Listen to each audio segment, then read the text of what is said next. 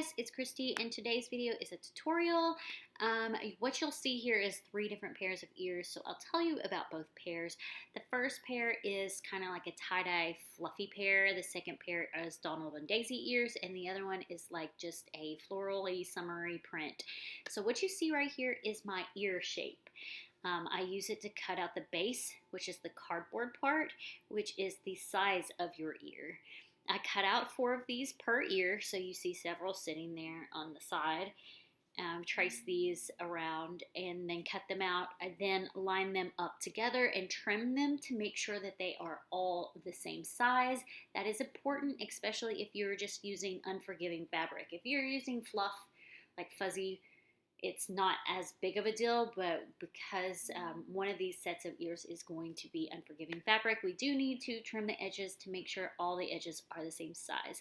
The second size you see, the bigger one, is for my fabric. You want your fabric to be bigger than your ear. The reasoning for this is so that you can fold it over and hot glue it.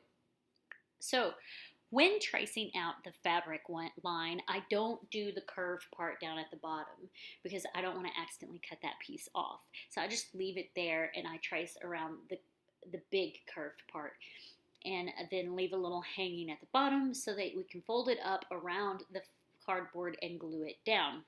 So once I have all the pieces cut out, you will then see that I hot glue all around the cardboard and put the fabric or fluff, fur, whatever you want to call it, around it, except for it down at the bottom, down at where the curve is, because I want to stuff it. I stuff with polyfill, and I usually use a pin, the end of scissors, something to get it down in there, spread out really good. You don't want to stuff it too full because it will buckle your cardboard and make it more difficult to glue the ears together, and you don't want that. So once they're stuffed, I then hot glue the extra fabric down over the curved part, and I trim off the little end so that it's not hindering when I glue the ears together. I then match up my ears and go all around the edges, include the curved part and in the center, and put the earpieces together. I actually stick the earpieces under my leg to kind of make sure it's pressed in together really well.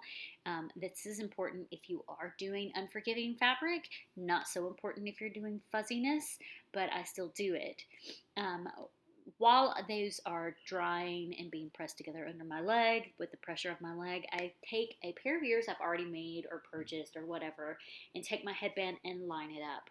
I then take one of the earpieces and hot glue where the curved part is and hold it down onto the ear and let it dry a minute.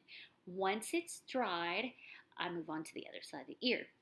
Now, if you are doing the unforgiving fabric one, I actually do line my ears with fabric around the edges all the way around the ear. And once they're glued on, I also line the base around the head, around the headband area. If it's the fuzzy ears, I don't do that because it's easier to hide any kind of what you would call, I don't know, blemishes or mistakes with fuzz because they're furry. I actually think the furry ones are the easiest ones to make. If you are seeing the Donald Duck ones, the way I did those on the earpiece is I took a little bit of ribbon because, you know, Daisy is purple and pink and Donald is red and blue. So I took my little bow that I purchased, I took a little bit of ribbon, I glued it all down, and then I glued it to the ear. It's that simple for those. So I just want to make sure that you see those. I know you're seeing everything in fast forward, and that's just the best way to get this to where you see it, because this video is literally 2 hours long, and it's not going to be that long once I fast forward it. So there's a whole lot. It's just 2 hours of recording. It's insane. Okay, the bow. I never measure it. Some people do, some people don't. I don't.